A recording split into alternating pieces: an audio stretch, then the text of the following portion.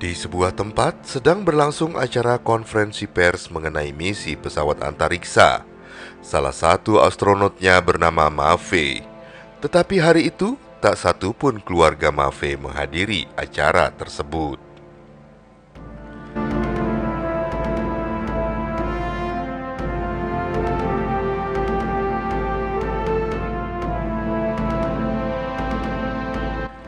Adegan kemudian dibawa ke masa 30 tahun yang lalu.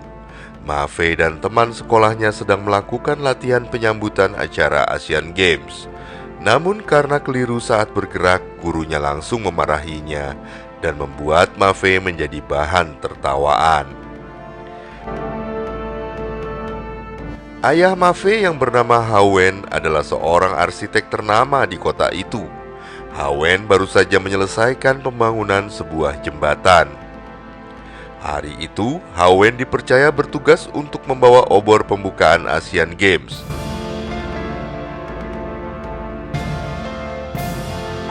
Di tengah wawancara, Hawen menghampiri anaknya dan memberinya hadiah sebuah bola dunia. Hawen berpesan jika Mafe besar nanti, dia harus melakukan apapun yang disukainya, seperti ayahnya yang berhasil membangun jembatan. Namun belum selesai Hawen bicara, mendadak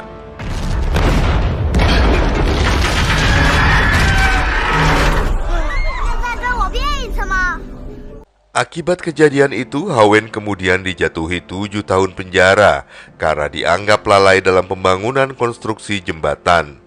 1 tahun berlalu, sang istri yang merasa putus asa lalu meminta Hawen untuk menandatangani surat cerai yang dibawanya.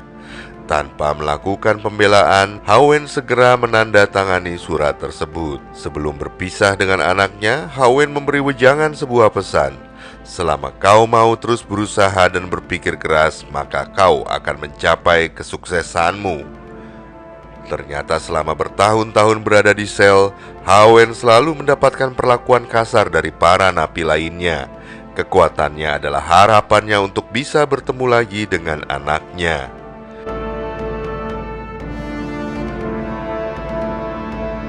Hal itu juga dialami oleh Mafe. Dia selalu mendapatkan perlakuan buruk dari teman-teman sekolahnya. Mafe selalu dibully dan diejek sebagai anak yang bodoh. Suatu malam, ibunya mengenalkan Mafe pada seorang pengusaha kaya yang tak lama lagi akan menjadi ayah tirinya. Lelaki itu berencana membawa mereka berdua pindah ke tempat yang lebih layak dan menyekolahkan Mafe di sekolah elit. 7 tahun pun berlalu. Hawen telah bebas dari penjara, tapi masalahnya belum berakhir. Warga kotanya tak mau menerima kehadiran Hawen, dan akhirnya dia pergi ke rumah mantan istrinya untuk bertemu dengan Mafe. Tapi bukan bertemu dengan Mafe, dia malah bertemu dengan suami baru istrinya. Hawen juga mendapat kabar bahwa kepala sekolah akan segera mengeluarkan Mafe karena dianggap sangat bodoh dalam mengikuti pelajaran. Akhirnya mereka bertiga datang ke sekolah. Di sana untuk pertama kali setelah 7 tahun, Mafe kembali bertemu dengan ayahnya. Namun Mafe seolah tak senang dan terlihat kesal pada ayahnya. Hawen dan mantan istrinya memohon kepada kepala sekolah untuk tidak mengeluarkan Mafe. Tapi kepala sekolah tetap pada keputusan untuk mengeluarkannya karena dia tidak mau nama baik sekolahnya tercoreng hanya karena satu murid yang sangat bodoh. Apalagi setelah kepala sekolah mengetahui jika Mafe adalah anak dari arsitek jembatan yang ramai dibicarakan 7 tahun lalu. Sebelum pulang, Hawen kembali memohon kepada kepala sekolah. Bahkan dia berjanji akan membuat anaknya menjadi murid terbaik, setidaknya mendapat 10 besar dari angkatannya, asal sang kepala sekolah tidak mengeluarkan Mafe dari sekolah itu. Mendengar hal itu, dengan entengnya kepala sekolah menyetujui ide yang baginya sangat mustahil. Di perjalanan pulang, Mafe terlihat sangat murung dan kesal kepada ayahnya yang tiba-tiba saja datang setelah selama 7 tahun meninggalkannya, hingga akhirnya kemudian Mafe!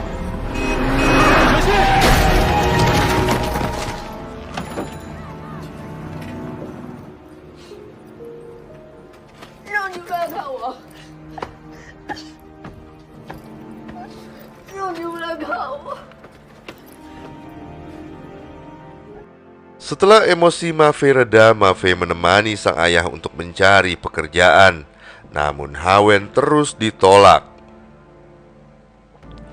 Kemudian secara tak sengaja dia bertemu dengan seseorang yang dahulu pernah melamar di perusahaan Hawen tapi tidak diterima. Awalnya orang yang bernama Liu memuji-muji Hawen dan anaknya.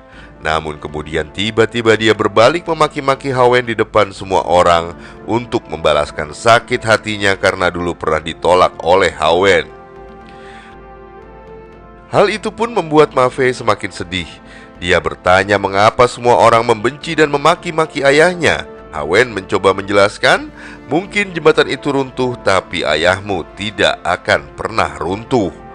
Esok harinya ketika Hawen kembali mencari pekerjaan ditemani oleh Mafe, lagi-lagi mereka harus bertemu dengan si Liu yang sedang mengalami kesulitan dengan konstruksi bangunannya. Hawen menawarkan bantuan asal dia mau membayarnya.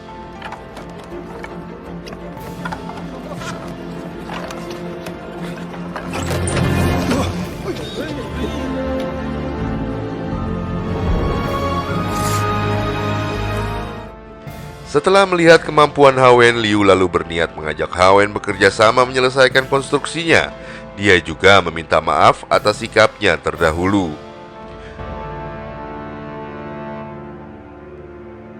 Kemudian Hawen meminta tolong pada seorang teman lamanya agar dirinya dan anaknya bisa diam tinggal di apartemen lamanya.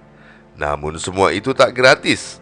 Hawen harus membuatkan gambar beberapa konstruksi dari proyeknya. Sebelum tidur, Mafe mengungkapkan kekhawatirannya jika dia tak mungkin sanggup menduduki peringkat ke-10. Apalagi ibunya selalu menuntut Mafe masuk ke universitas elit pilihannya. Mendengar hal itu, Hawen menguatkan hati anaknya. Mungkin maksud ibunya agar Mafe mempunyai tujuan hidup, melakukan apa yang ingin dia lakukan dalam hidupnya. Sejak saat itu entah bagaimana, Mafe jadi semakin semangat belajar. 爸爸说，真正的爸爸的知识都那么新鲜有趣。儿子上的是东配市最好的补习班。 Hari berlalu, tabungan Hawen semakin menipis. Dia masih belum mempunyai pekerjaan yang tetap. Hawen melakukan apa saja untuk bertahan hidup, mulai dari menggadaikan jam tangan hingga mendonorkan darahnya untuk mendapatkan uang. Kadang dia juga melakukan pekerjaan serabutan jika ada yang membutuhkannya. Suatu hari, guru Mafe menemui Hawen dan mengingatkan bahwa sebentar lagi ujian sekolah akan dilaksanakan. Dia khawatir jika Mafe tidak memenuhi target dan dikeluarkan dari sekolah. Apalagi saat ini Mafe hanya asik bermain-main. Hawen mengatakan bahwa seorang anak punya cara belajarnya sendiri. Hawen pun merasa bangga bahwa anaknya mengalami peningkatan meskipun hanya menduduki peringkat 5 dari bawah.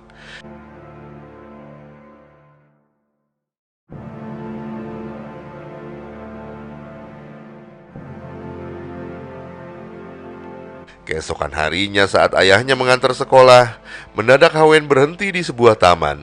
Di sana sang ayah meminta Mafe untuk menikmati pemandangan agar bisa menulis tugas puisi yang hari itu diberikan oleh gurunya.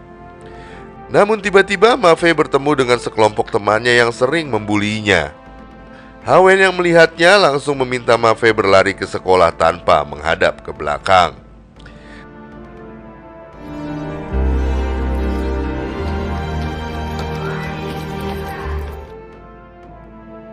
Setibanya di kelas, pakaian Mafe yang lusuh membuat kepala sekolah marah, hingga kepala sekolah membuang mainan pesawat hadiah dari ayahnya.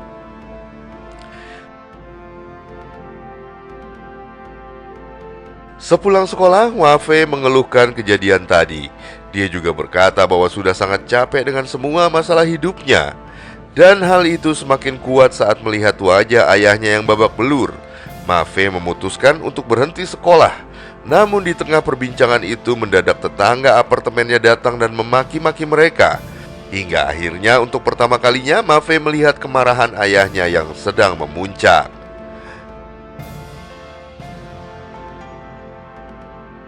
Keesokan harinya saat Hawen terbangun, Dia melihat tulisan Mafe yang berbunyi, "Aku akan menjadi sepertimu, aku tidak akan mundur." Membaca tulisan itu, Hawen terharu dan hampir saja tangisnya pecah. Siang harinya, Hawen sengaja menemui guru Mafe untuk meminta izin bagi Mafe tidak masuk sekolah dan pergi melihat sebuah pameran. Namun mendadak kepala sekolah muncul dan mengatakan bahwa guru itu bukan lagi wali kelas Wafe. Sekarang semua keputusan ada di tangan kepala sekolah, dan itu berarti sebelum ujian dimulai semua murid harus belajar di asrama sekolah. Pernyataan kepala sekolah tak dihiraukan oleh Mafe dan ayahnya, dan kemudian 飞去哪儿了？爸爸带我去过很多过去式的电视，那是我遇不到的东西，在附近的一座野山上。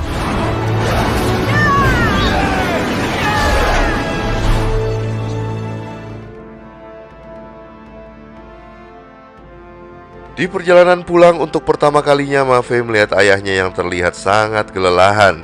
Karena kasihan, Mafe kemudian turun dari bis dan mencarikan ayahnya makanan. Tetapi saat kembali ke dalam bis, ternyata Mafe memasuki bis yang salah hingga kemudian 那可是百年不遇的大雨。 hari itu badai besar datang. Hal itu membuat Hawen semakin khawatir dengan keberadaan anaknya.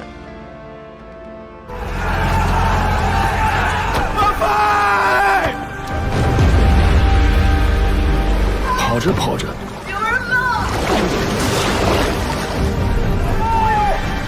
妈妈，我是爸爸，想办法动动你的脑袋。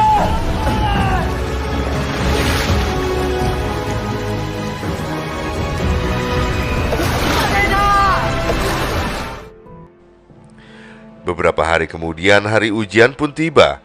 Mafe sangat percaya diri dengan hasil ujiannya. Dia merasa bisa menjawab semua soal dengan mudah.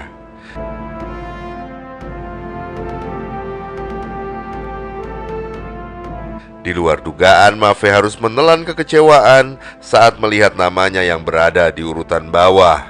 Tak lama kemudian, kepala sekolah pun datang dan mengingatkan Hawen untuk menepati janjinya. Mafe harus keluar dari sekolah tersebut. Namun di tengah perjalanan, guru-guru memberitahu bahwa hasil ujian Mafe sebenarnya bisa mendapatkan nilai sempurna jika saja sang kepala sekolah tak memberikan nilai 0 pada soal esainya.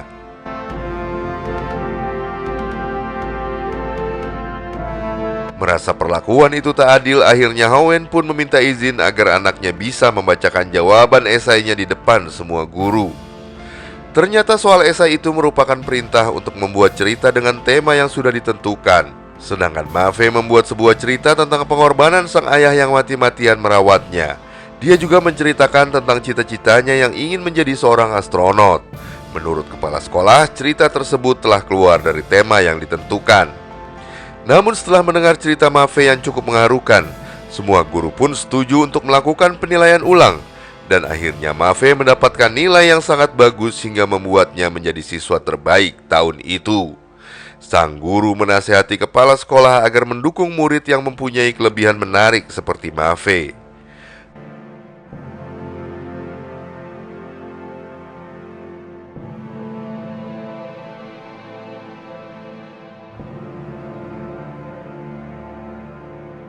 Beberapa tahun kemudian, Mafe yang masih menetap di sekolah tersebut kini telah beranjak dewasa. Suatu hari, kepala sekolah melarang Mafe yang ingin mendaftar ke sekolah penerbangan.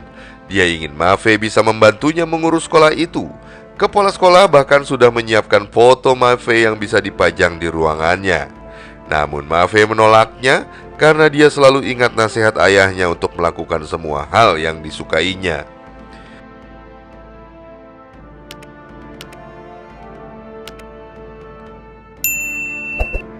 Hingga di suatu hari, Mafe diterima di sekolah penerbangan dan melanjutkan ke pendidikan astronot sesuai cita-citanya. Sementara sang ayah telah menikah dengan gurunya. Suatu hari saat Hawen sedang makan di sebuah kedai, dia tak sengaja mendengar pembicaraan mengenai jembatan yang runtuh dahulu. Ternyata dalang dari robohnya jembatan itu adalah orang kepercayaan Hawen sendiri. Karena begitu marahnya, Hawen pun langsung menghajarnya.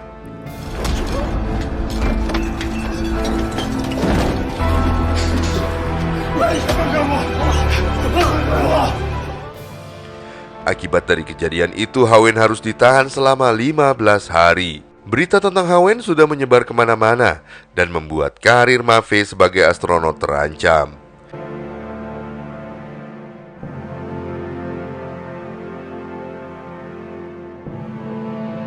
Hingga suatu malam Ma Fei menemui ayahnya. Saat ayahnya dengan ceria menceritakan kasus jembatan yang akan semakin jelas, Ma Fei malah meminta ayahnya untuk melupakannya. Mendengar hal itu, sang ayah pun kecewa dan berjanji tak akan menghalangi karir Ma Fei. Sebab itulah alasan sang ayah tak hadir dalam konferensi pers saat Ma Fei akan menuju keluar angkasa.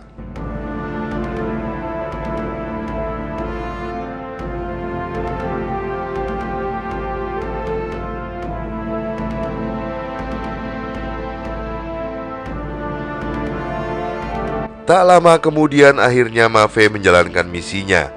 Dan setelah menempuh perjalanan yang panjang, akhirnya mereka berhasil tiba di orbit dengan selamat.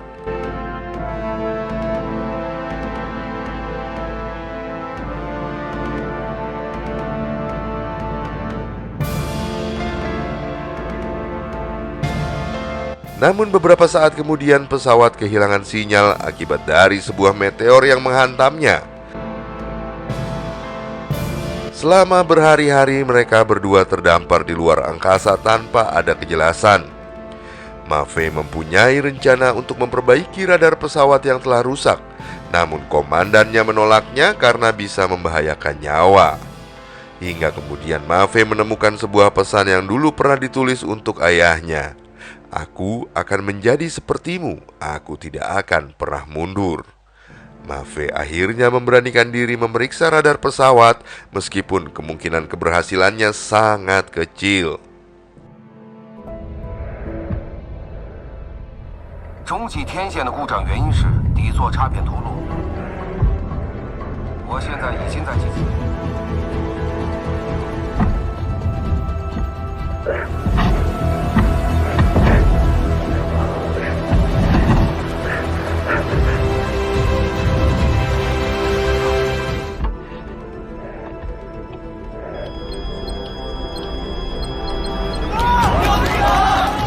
Berkat keberanian Ma Fei, akhirnya mereka berdua bisa kembali ke bumi dengan selamat. Dan betapa bahagianya Ma Fei ketika melihat ayahnya yang ikut menyambut kedatangannya. Ma Fei dan ayahnya saling menunjukkan rasa bangganya. Ma Fei bangga pada ayahnya yang tak pernah runtuh, dan ayahnya sangat bangga pada Ma Fei sebab tetap berdiri tanpa pernah mundur. Dan film pun selesai. Terima kasih, sampai jumpa di film selanjutnya.